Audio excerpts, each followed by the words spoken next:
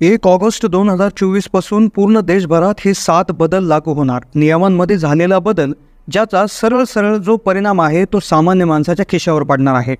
Gas cylinder, petrol diesel, ration card, Aadhaar card, बँकांसंदर्भातले नियम, light बिलासंदर्भातील नियम देखील यामध्ये बदलले गेलेले आहेत, जे लागू होतील 1 ऑगस्ट 2024 पासून. प्रत्येक महिन्याच्या पहिल्या तारखेला सामान्य माणसाच्या संबंधित काही नियमांमध्ये मोठे बदल होतात आणि ज्याचा सरळ संबंध सामान्य माणसाच्या खिशाशी असतो. म्हणजे आता सामान्य माणसाला 1 जुलैपासून या गोष्टी महाग होतील तर काही गोष्टी स्वस्त होतील. काही जे नियम आहेत किंवा काहींच्या ज्या तारखा आहेत त्या संपलेल्या आहेत, तर काही गोष्टी त्या ठिकाणी बदलांची शक्यता आहे. तर व्हिडिओमध्ये डिटेल आपण जाणून घेणार आहोत की 1 ऑगस्ट 2024 पासून देशभरात काय बदल लागू होणार, त्याचा सामान्य माणसाला कसा परिणाम त्यावर होणार. यातील 1-2 बदल हे काही गोष्टी महाग होऊ शकतात, तर एक बदल याच्यामधला असा आहे की त्यामध्ये खूप मोठी आनंदाची बातमी देखील असणार आहे. त्यामुळे व्हिडिओ सविस्तर माहितीवर आधारित, त्यामुळे व्हिडिओ लक्षपूर्वक पाहत राहा. चॅनलला नवीन असाल तर जरूर सबस्क्राईब करा. 1 ऑगस्ट 2024 पासून सरकारने हे 9 नियम बदललेत. देशभरातील जनतेला आता मोठा फटका यामध्ये बसू शकतो.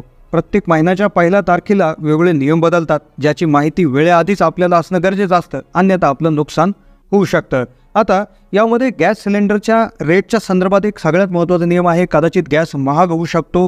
त्याचबरोबर यामध्ये असे काही त्या ठिकाणी नियम आहेत की जे पेट्रोल डिझेलच्या रिलेटेड आहे, तर काही आधार कार्डच्या संदर्भात, काही रेशन कार्डच्या संदर्भात.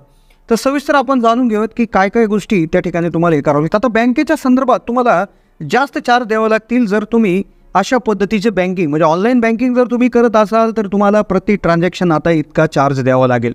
युटिलिटी ट्रान्झॅक्शन, पहिला नियम आहे युटिलिटी ट्रान्झॅक्शन. युटिलिटी ट्रान्झॅक्शन म्हणजे तुम्ही जे काय कार्ड आहे, म्हणजे कुठल्याही क्रेडिट कार्डच्या वरून किंवा कुठल्याही बँकाच्या माध्यमातून तुम्ही जर युटिलिटी ट्रान्झॅक्शन म्हणजे गॅसचे त्या ठिकाणी हे भरत असाल, गॅसचं पेमेंट करत असाल, कुठल्या त्या ठिकाणी लाईट बिलाचं पेमेंट करत असाल, तर यासाठी तुम्हाला जवळपास 1% इतके चार्ज त्या ठिकाणी लागणार आहे. 50,000पासून कमी जर हे ट्रान्झॅक्शन असेल तर तुम्हाला कुठलाही चार्ज नाही. पण 50,000च्या वरती जर तुमचं कुठलंही युटिलिटी ट्रान्झॅक्शन म्हणजे गॅस, त्याचबरोबर पेट्रोल डिझेल, त्याचबरोबर इलेक्ट्रिसिटी म्हणजे लाईट बिल याच्या संदर्भात जर हे असेल तर 1% तुम्हाला एक्स्ट्रा चार्ज द्यावा लागणार आहे. पण हे याच्यामध्ये एक महत्त्वाचं आहे की जर विमा जो तुमचा इन्शुरन्स आहे त्याचं ट्रान्झॅक्शन असेल तर ते मुक्त आहे. कॉलेज किंवा जे काही शाळा आहेत तर त्यांच्या वेबसाईटवर तुम्ही फी भरले असेल तर ते देखील फ्री त्या ठिकाणी असणार. या व्यतिरिक्त तुम्ही क्रेड किंवा चेक क्यू, मोबिविंग अशा माध्यमातून क्रेडिट कार्डवरनं जर पेमेंट केले तर तुम्हाला जास्तीचा चार्ज त्या ठिकाणी लागणार. आता जर कर्जाचा EMI तुम्ही जर भरत असाल तर EMIच्या संदर्भात देखील मोठी त्या ठिकाणी याच्यामध्ये बदल त्या ठिकाणी झालेला आहे. त्याचबरोबर एक मोठी आनंदाची बातमी त्या ठिकाणी अशी येत आहे की आता रविवारी देखील पगार होणार. होय, जे एक असं त्या ठिकाणी नॅशनल ऑटोमेट क्लिअरिंग हाऊस आहे की जे रिझर्व्ह बँकेने एक असं त्या ठिकाणी हे सांगितलं गेलेलं आहे की आता रविवारी देखील, पूर्वी काय व्हायचं, रविवार बँक बंद असल्यामुळे पगार होत नसायचा, चेक क्लिअर होत नसायचा, विविध SIPs असतील किंवा EMI म्हणजे जे कर्जाचे हप्ते आहेत तर ते पर्सनल लोनचे हप्ते असतील, घराचे हप्ते असतील, गाडीचे हप्ते असतील, म्युच्युअल फंडचे SIP असतील, तर तिकडे पैसे जात नसायचे रविवार असल्यामुळे. तर आता ते होणार नाही. आता रविवारी पगार होऊ शकतो. रविवारी तुमचे चेक क्लिअर होतील, गॅसचे पेमेंट तुम्ही करू शकता, वीज बिल भरू शकता. हे सर्व गोष्टी आता ज्या दिवशी बँकाला सुट्टी आहे त्या देखील सुद्धा ते हे पेमेंट त्या ठिकाणी होणार आहे. गॅस, पेट्रोल, डिझेलच्या बाबतीत देखील एक धक्कादायक बातमी, धक्कादायक नियम आहे. पण तत्पूर्वी जर तुम्ही PM किसान सन्मान निधीचा हप्ता त्या ठिकाणी घेत असाल तर आता KYC करण्याची जी मुदत होती तर ती 31 जुलै होती. तर 31 जुलैपर्यंत तुम्ही KYC करू शकता, अन्यथा 1 ऑगस्टपासून आता ते त्या ठिकाणी बंद करण्यात येणार आहे. त्याची तारीख आता जवळपास 31 जुलैपर्यंत करण्यात आली होती. तर तात्काळ तुम्ही 31 जुलैपर्यंत ही KYC PM किसान सन्मान निधीची करून घेणं गरजेचं आहे.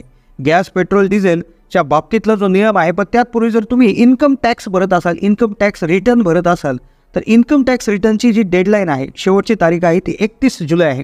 जर 31 जुलैनंतर जर तुम्ही हा जर फॉर्म भरला, पण जर तुम्हाला दंड भरणार आहे, दंड किती बसेल तर 5 लाखाच्या आत जर तुमचं उत्पन्न असेल तर तुम्हाला 1,000 रुपये दंड भरावा लागेल.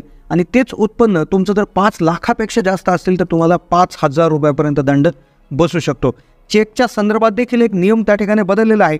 चेकच्या संदर्भात जर बँक ऑफ बडोदा जे खातं असेल तर त्या माध्यमातून 5 लाखापेक्षा जर मोठं ट्रान्झॅक्शन चेकच्या हे असेल तर तुम्हाला पॉझिटिव्ह पे सिस्टीम लागू केलं जात आहे बँक ऑफ बडोदाच्या माध्यमातून. यामुळे अशा पद्धतीनं पुढील महिन्यापासून चेक क्लिअर व्हायला एक ऑथेंटिकेशनची त्या ठिकाणी एक माहिती बँकेला देणं आता गरजेचं असणार आहे.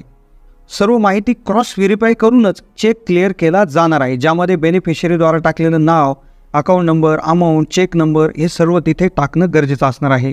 गॅस, पेट्रोल, डिझेलच्या संदर्भात खूप मोठी बातमी आहे, पण तत्पूर्वी पुढच्या महिन्यामध्ये 13 दिवस बँक बंद राहतील. 1 ऑगस्ट नंतर भरपूर साऱ्या सुट्ट्या आहेत, ज्यामध्ये 15 ऑगस्ट आहे, गणेश चतुर्थी आहे, जन्माष्टमी, रक्षाबंधन, स्वातंत्र्य दिवस अशा भरपूर गोष्टी आहेत. यामुळे जवळपास 13 दिवस बँक बंद राहणार आहेत. प्रधानमंत्री फसल विमा योजना म्हणजे पीक विमाच्या संदर्भातील देखील त्या ठिकाणी एक मोठी अपडेट समोर येत आहे. जो नियम असा आहे की प्रधानमंत्री फसल विमा योजना म्हणजे पीक विमाची लास्ट तारीख जी आहे तर ती 31 जुलै असणार आहे. त्यामुळे 31 जुलैपूर्वी तुम्ही प्रधानमंत्री फसल विमा योजना म्हणजे पीक विमाचा फॉर्म भरणं गरजेचं आहे. जे त्यांना भरलं जाणार नाही तर त्यांच्याकडून त्याला कुठलाही लाभ त्या ठिकाणी मिळणार नाही. त्यामुळे तात्काळ तुम्ही ऑनलाईन किंवा ऑफलाईन जो प्रधानमंत्री फसल विमा योजना विमाचा जो फॉर्म आहे पीक विम्याचा तो तात्काळ त्या ठिकाणी भरून टाकायचा आहे. गॅस, पेट्रोल, डिझेलच्या संदर्भातील जो नियम आहे तत्पूर्वी सगळ्यात महत्त्वाचा नियम जो असा आहे की जर तुम्ही कुठले कर्ज घेतला असेल, कर्जाचे हप्ते भरत असाल, मग तुम्ही कुठल्या गाडीचं लोन असेल, घराचं लोन असेल, एखादा प्लॉटचं लोन असेल, तर आता जे लोनचं पेमेंट करण्यासाठी जी EMI त्या ठिकाणी दिली जाते तर त्यामध्ये जवळपास तुम्हाला 299 रुपये जो आहे तो एक चार्ज द्यावा लागणार आहे. HDFC बँकच्या म्हणण्यानुसार हा चार्ज तुम्हाला GSTच्या नुसार देणं गरजेचं आहे. तर यामध्ये तुम्हाला हा अधिकचा चार्ज आता इथून पुढे द्यावा लागणार आहे. गुगल मॅप जर तुम्ही त्या ठिकाणी वापरत असाल तर गुगल मॅपच्या संदर्भातील देखील एक मोठा नियम त्या ठिकाणी होत आहे. गुगल मॅप या पॅरेंट कंपनीने आता सर्व्हिस चार्जमध्ये 70% सूट दिलेली आहे. होय, सर्व्हिस टॅक्सची 70% त्या ठिकाणी सूट दिलेली आहे. गुगल मॅप्स वापरण्यासाठी जो चार्ज लागत होता सामान्य ग्राहकाला नाही, पण गुगल मॅपवर काही गोष्टी करण्यासाठी, मग जसे काही बिझनेसेस आहेत तर त्यांना त्यांचं लोकेशन टाकण्यासाठी किंवा इतर ॲड देण्यासाठी जो चार्ज घेतला जात होता त्यामध्ये 70% आता त्या ठिकाणी कमतरता किंवा सूट देण्यात आलेली आहे. आणि डॉलरमध्ये पेमेंट न घेता आता हे भारतीय रुपयांमध्ये घेणार. आता गॅसच्या संदर्भातील एक अशी त्या ठिकाणी आहे की प्रत्येक महिन्याच्या 1 तारखेला तेल कंपनी जे आहेत तर त्यांच्याद्वारे LPG गॅस सिलेंडरच्या किमतीवर संशोधन केलं जातं आणि त्यानंतर नवीन रेट ठरवला जातो. जुलैमध्ये 19 किलोग्रॅमचा जो कमर्शियल सिलेंडर आहे तर त्याच्या किमतीमध्ये घट करण्यात आलेली आहे. तर आता देखील 1 ऑगस्टपासून जे गॅस सिलेंडर आहेत तर त्यांच्या रेटमध्ये बदल होण्याची संभावना आहे. कंपन्यांनी यावेळी जे घरगुती आणि कमर्शियल दोन्ही गॅसच्या किमतीमध्ये बदल केला जाऊ शकतो. पण जर मागच्या महिन्यामध्ये बघितलं तर गॅस सिलेंडर स्वस्त झाला होता, पण जो आपला घरगुती गॅस जो आहे तर तो 50 रुपयाने वाढवला गेला होता. तर कदाचित यावेळेस देखील आपल्याला खूप मोठी आनंदाची बातमी याच्यामध्ये मिळू शकते. गॅस सिलेंडर त्या ठिकाणी स्वस्त होऊ शकतो. राशन कार्डकरता जी KYCची डेट होती तर ती 30 सप्टेंबर त्या ठिकाणी करण्यात आलेली आहे. तर ही होती माहिती. कशी वाटली माहिती कमेंटच्या माध्यमातून कळवा. चॅनलला नवीन असाल तर जरूर सबस्क्राईब करा.